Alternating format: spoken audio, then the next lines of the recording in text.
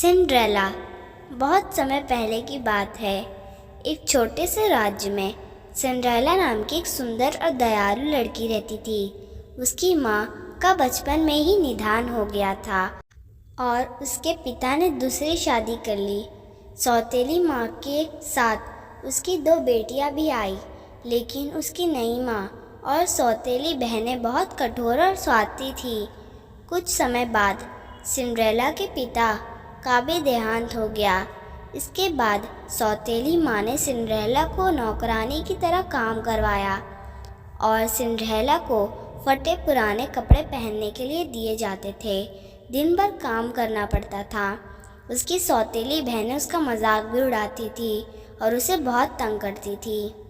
एक दिन राजा ने अपने बेटे राजकुमार के लिए एक भाव बॉल का आयोजन किया। सभी युवतियों को निमंत्रण भेजा गया ताकि राजकुमार अपनी भावी पत्नी का चुनाव कर सके।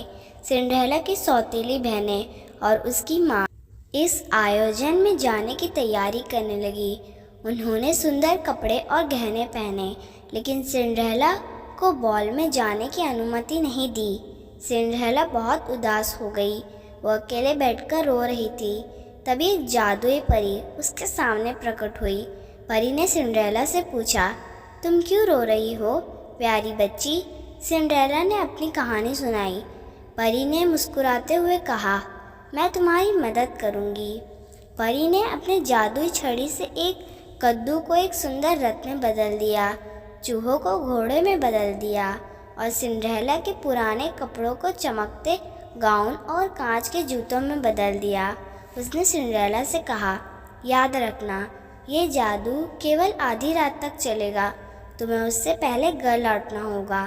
सिंड्रेला बॉल में पहुंची और उसकी सुंदरता देखकर हर कोई मदगूम हो गया। राजकुमार भी उसकी ओर आकर्षित हुआ और दोनों ने पूरे समय एक साथ डांस किया। सिंड्रेला ने समय का ध्यान नहीं रखा और जैसे ही घड़ी ने 12 बजाए, वो जल्दी से वहाँ भाग निकली। इस हड़बड़ी में उसका एक कांच का जूता गिर गया।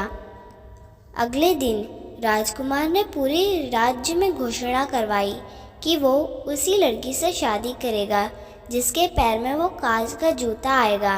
राजा ने सिपाही हर घर गए और सभी युवतियों को जूता पहनाया।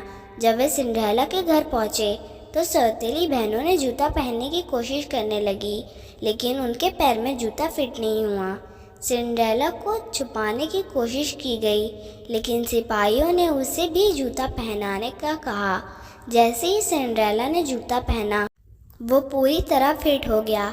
राजकुमार को उसकी सच्चाई पता चल गई और उसने सिंड्रेला से शादी का प्रस्ताव रखा। सिंड्रेला ने राजकुमार से शादी कर ली और महल में रहने लगी। उसकी सौतेली माँ और बहनें भी अपनी करनी पर पछतावा करती रही।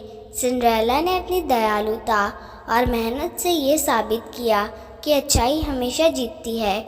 सीख: दयालुता और अच्छाई से जीवन में कठिनाइयों को हराया जा सकता है। आपको कैसी लगी ये कहानी? हमें कमेंट में ज़रूर बताना और हमारे चैनल को सब्सक्राइब, लाइक, शेयर ज़रूर करना। मिलते हैं अगले वीडियो में। जब तक के लिए बाय बाय।